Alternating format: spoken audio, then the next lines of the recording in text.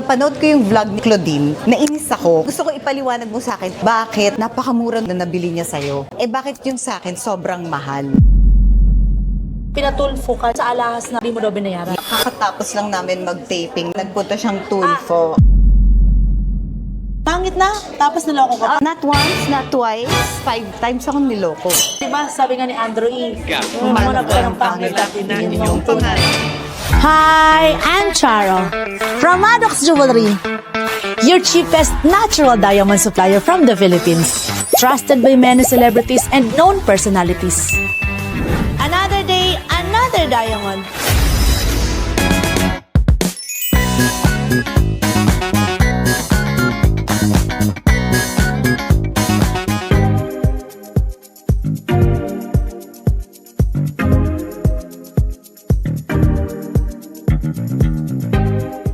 Hi, Ma'am Tanya.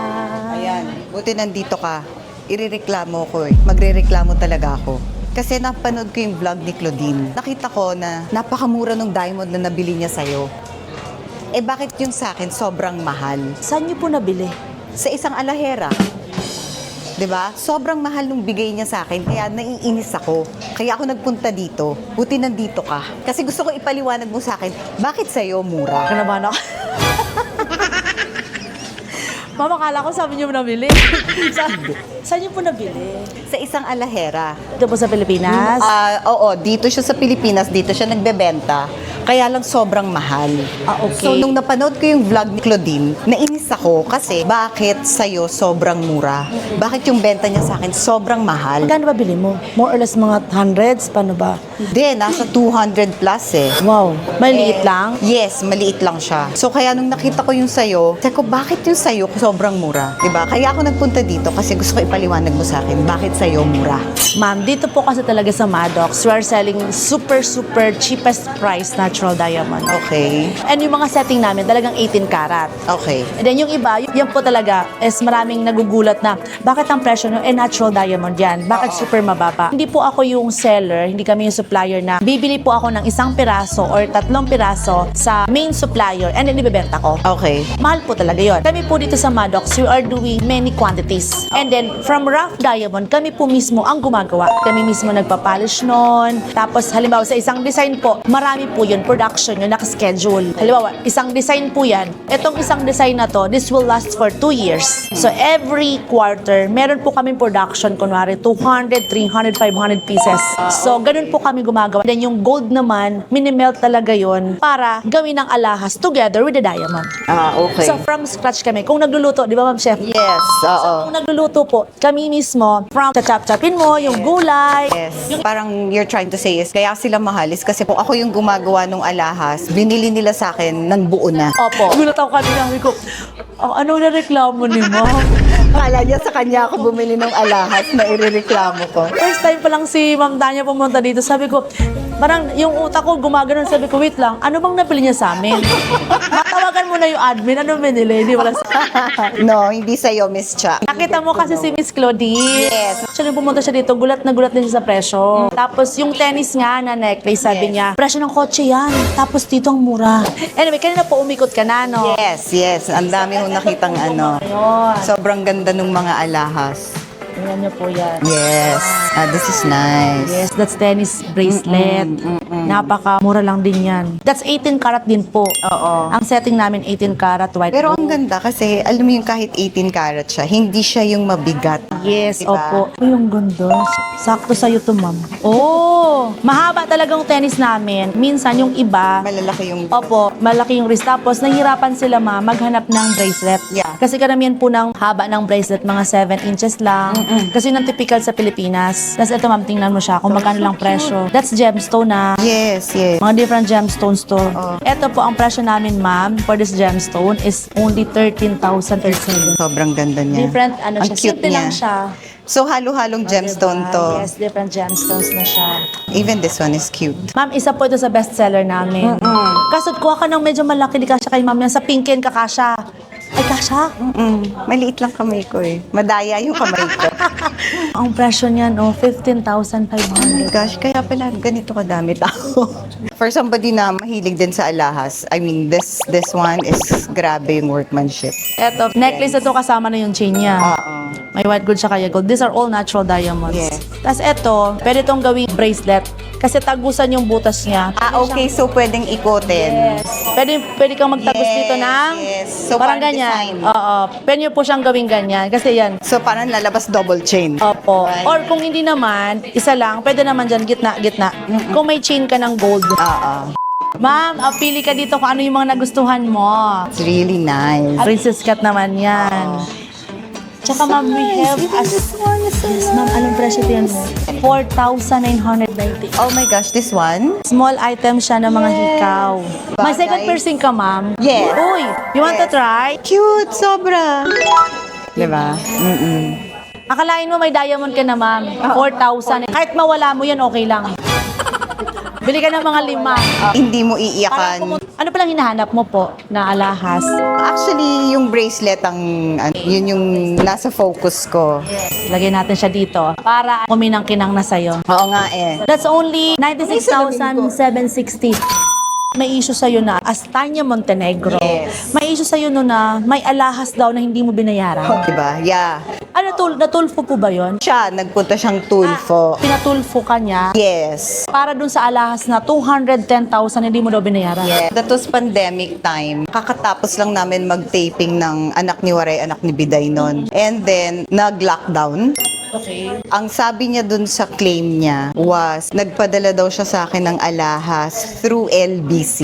Okay. So, tumawag sa amin yung Tulfo, but of course, hindi namin pinatulan. Hindi na kami nag-comment or anything. So, we just let the lawyers do it na lang. For so many reasons, not only one. Number one, she was claiming it was a medallion na may Mama Mary. So, no offense in any religion, but I'm Christian. I've been Christian since 2000. Definitely, I will not wear a Mama Mary medallion. Number two, you cannot send valuable items such as those through LBC. Especially nung time na yun, pandemic. Yes. Number three, why would you, ikaw, nagtitinda ka ng alahas or something, you have these items, why would you release out items to someone nang walang kapalit na cheque? Which she was claiming na she sent the items to me nang wala naman daw na cheque. Okay. Yun. Oo nga. Kasi paano ka nga naman magpapadala ng alahas na hindi bayad? Kasi hindi kami nagpapaship nang hindi fully paid yun. Well, I guess the issue died down. Pero ano sabi po nung alahera? I never spoke to her. It was just the okay. lawyers na lang. Yeah. Oo. Baka po may nagpanggap na Tanya Montenegro. Possible, we will request na lang from Senator Tulfo is to put the video down. Kasi mistisa ni ma'am. Ma'am, siguro nung kabataan mo, ang dami pong naliligaw sa'yo, no? Yes, pero gaya nga ng sinasabi ko, tanga ako sa pag-ibig. Ang ganda-ganda mo. Yes. Bakit? It always ends up in a heartbreak. Siguro kasi pag nagmahal ako, sobra-sobra. Alam mo yon? Eh di, yung mga boyfriend mo, syempre, sa ganda mo na yan, gwapo din. Hindi. Wala akong naging boyfriend na maputi or sabi mo mistiso. Ano sila, pangit? Oo. Lahat ng naging boyfriend ko. Ayoko na lang sabihin naman yung word no Kasi baka sabihin naman ng mga... Eh, hindi, kabaliktaran sa'yo. Di ba sabi nga nila, opposites attract? Maputi ka, di ibig sabihin maitim sila. Oo. Oh. Wala talaga, promise. Pero at least, kahit pag ganun, ma'am, di ba? Pag hindi masyadong kagwapuhan, di at least secure na secure ka, di ka lolokohin. Hindi nga eh.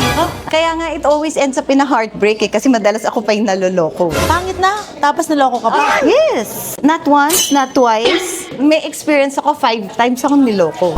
For isang boyfriend. Yes. Paulit-ulit. Yes. Tapos napatawad mo 5 times. Yes. Ikaw na po. O, diba? Yan, so, So, hindi ba I don't- tanga tawag mo? Di ba tanga? in love ka. Oo, sobra. Pag nagmahal ako, parang sobra OA. Kaya natatakot akong ma-in love eh. Eh ma'am, alam mo, pag iniisip kita yung ganyang kamistisa ng mga kabataan, ano? Tapos nagpapaloko kang ganda-ganda mo. Diba? Sana nga I learn. Pero yung iba naman, hindi masyadong kagandahan, pero ang mga boyfriend niya, Sila yung secure, di ba? oo, sila naman yung secure na secure, tapos ang popogi ng boyfriend. Right. Di ba? Baliktad nga, opposite attract, sabi mo nga. Di ba yun nga eh. Opposites attract. So, kaya dun ako sa opposite. Sila Sino ba naging boyfriend mo dati sa showbiz? Ay, wala. Bakit? Wala. It just wasn't my, Hindi mo sila type. Gusto mo outside of your world. Oo. Diba? Saka nga, diba, kasi nga nung time na yun, diba, yung mga artista nung panahon namin is talagang natural na gwapo, magaganda, diba, yung ganon. Walang retoke. Totoo. Diba? Wala. Nung time na yun. So, wala akong opposite nun. Wala kang opposite, no? Wala akong naging boyfriend sa showbiz. Diba, sabi nga ni Andrew E., manap ka ng pangit at ibigin mo ang tunay. Yun.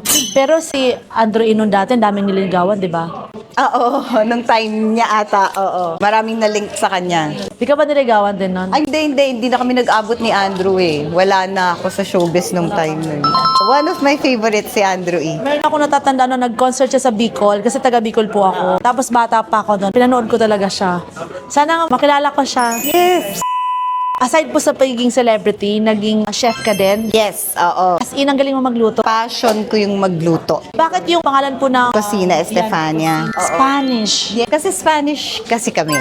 My grandparents are pure Spanish. Kaya nandun yung Spanish lineage namin. We grew up with my lola na magaling magluto talaga ng Spanish food. Saan po yung mga restaurant mo? Well, I had one in BF Homes in Aguirre. Okay. Yeah, but we closed that branch now because we're relocating to Quezon City. So, pag nasa Quezon City na, mas malapit sa'yo. Saan ka po sa Quezon City? Scout area. Libre po ba kami? Siyempre, Miss Cha. Siyempre, ikaw pa. Kapatid mo po si Ma'am Nadia Montenegro. Yes. Talagang close na close po kayo. Magkasunod kami. Nung sa showbiz po ba talaga lagi kayong magkasama? Kayo po ba yung magkapatid na talagang kahit anong mangyari, close? Oh, kaaway ng isa, kaaway ng lahat. Yung ganon. Pagkagalit ng isa, kagalit ng lahat. Yung ganyan. Sino pong kaaway ni Ma'am Nadia dati? Marami, di ba? Marami. Pero ang ano na lang namin is hindi na lang kami keep distance na lang. Syempre, support na lang. Kapatid. Naging ano ka ba ng domestic violence? Yeah. Paano pong nangyari yun? Yung naging first partner ko, the dad of my first two children, 17 years my senior. I was only 17 when I gave birth to my daughter. Yes. Yung dad kasi nila is, yun nga, 17 years my senior. So since nung time na yun kasi, hiwalay na si mami ko at si daddy ko. So, syempre nandun sa akin yung ano na akala ko mag-guide niya ako kasi mas matanda siya sa akin. But it so happened dahil bata pa ako noon. I didn't know any better. Hindi ko pa nare-realize nung time na yun na yung emotional, mental, later on naging verbal abuse, tapos naging physical. As in, sinasaktan? Yeah. Nakaranas ka na ba ng binato ka ng TV? Oo. Tumama sa yung TV? Dito. Yung TV nung time na yon, hindi pa siya yung flat screen. Yun, tanda ko po yun na ang TV nun, yung may ano sa likod, yung talagang ganito kakapal. May tube pa sa likod, diba? Yes, ang bigat nun. Kasing bigat ng isang sakong bigas. Yun. TV nabuhat niya para itapon niya sa'yo. Ayun. Tapos na-experience ko rin yung tutukan ka ng kutsilyo sa leeg, yung ganyan. Oo. Nung ano na yon, time na yun na yung parang tinatry ko ng tumakas. Pero di ka nasaktan? Hindi niya na ano nung kutsilyo. Pero syempre sobrang kabado ko kasi nandiyan na yung kutsilyo. Na nakaganon. Oo. Natiis mo yun? 8 years. Kasi meron akong notion dati na hindi, kailangan tiisin ko to for my children. Ilan na po anak mo nun? 2. So, parang nandun ako na parang kailangan tiisin ko to para sa mga anak ko kasi kailangan buo family. Kasi nga, broken family kami, di ba? So, parang I wanted to have a complete family for my children. So, parang tinitiis ko. So, akala ko nun tama until... So, I was 24 nung mahiwalay ako sa kanya. Talagang naglakas loob ka na. Oo, kasi hindi ko na kaya. Ano pong masasabi mo dun sa mga taong talaga nakakaranas nun na hanggang ngayon tinitiis nila? Number 1, siguro just like me before, takot ako nun. Takot ako malaman ng tao. Takot ako sa failure. Oo. Di ba na parang, oh my gosh, nag-fail yung relationship. So until wala, kinailangan ko lang talaga lakasan yung loob ko. I had to talaga stand up for myself. And sabi ko, no, it is enough na. Tama na yung ganun. Naglakas loob ako and then tinakas ko yung mga anak ko, we left. And then a few months after, nag-start na ako mag-work. Ayun, so tuloy-tuloy na yung ano ko. Nag-work na ako, nag-ano na ako. That is, diba, pag nagtrabaho ka na, yung isip mo kasi nalibang na eh. Oo. Tsaka meron ka ng sariling panggastos. Pero kasal ka doon. No. Hindi ako kasal doon. Kasi mahirap yung annulment. I got married to someone but wala akong anak doon. Oo. And then we separated. So yun yung annulment na ang tagal, ang hirap. Ngayon po ba na okay na yung annulment? Wala pa. Wow! How many years? 2019. So, running 7. Kaya sabi nga, di ba, ang kasal, hindi parang kaning isusubo. Tapos pag napasok ka, iluluwa mo. Yun, sa Pilipinas yun. Sa ibang bansa kasi, kaya dapat sa ibang bansa ka magpakasal. Pakasal ka sa Las Vegas. Pakasal ka ngayong gabi, bukas. Pwede kayo mag-anal. Oo. Divorce. Shotain mo lang muna ngayong gabi, tapos bukas, hiwalay na tayo pare, ganon. Di ba nun, mga celebrity doon? Pero kasi doon parang mga simbahan lang. Walk through. Walk through, tapos pasok sila, kasal na kami. She's my wife. He's my husband. Tapos ginamagahan, I don't know her. I don't like anymore. I made a mistake. So, dito po tayo sa alahas, ano? Okay. Ma'am, ito po, kukunin mo siya. Kunin mo na yan. White gold. Kunin mo na yan. White gold. Kunin mo. Yeah. Try po natin to, ma'am. Sige, try natin. Ma'am, alam mo, ang ganda sa'yo pag white gold. Kahit maputi ako, Oo, pag paputi talaga, white gold talaga ang bagay. sobrang cute niya, no? Oo, tapos mukha siyang buo. Pag ito to, yung promise ring niyan. Promise ring. Napakamura. So, kahit wala akong ka-promise. Yes. Ma'am, Okay. kailangan mo nang bumili niyan kasi para magkaroon ka talaga ng love of your life. Kasi daw, eto po, yan, dalawang singsing yan na pinagtabi. Yes. Tapos may promise sign na binding siya. Yes. Ginagamit yan minsan sa mga wedding ring, couple ring. Oo nga. O, di ba? Yes. Napakamura lang. Sobrang ganda rin niya. 15, no? 15,000 lang yan. Ito rin cute, ah. This is ruby with diamond. Simple lang siya. Oo. 17,750 lang to. Oh. Diba? Nagaganyan lang siya. Oh. Ganda. Cute na. Tsaka mamaputi ka kasi ang dali mong lagay ng alahas. So ma'am, anong kukunin mo ngayon? Yan na. Ito. So, ito, alin ng mas White yellow. gold. Subukan natin ma'am dalawa. Patong ko dito. You choose. Baka hindi na siya matanggal sa kamay ko. Ay, di dalawa bibilin mo.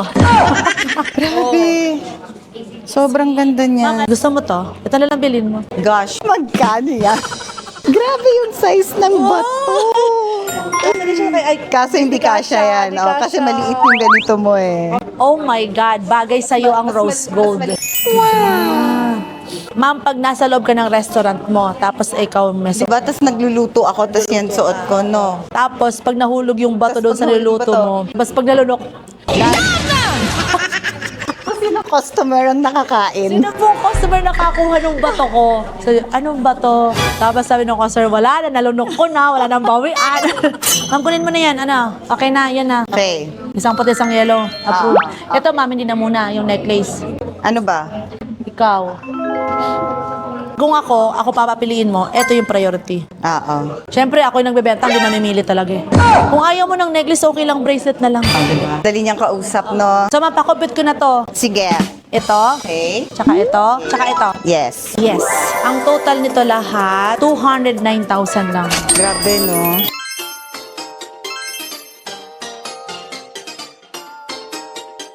Another day. Another diamond. Thank you so much. Thank you, Micha. Super. Ang saya. Thank you so much. And it will not be the last time. Yes.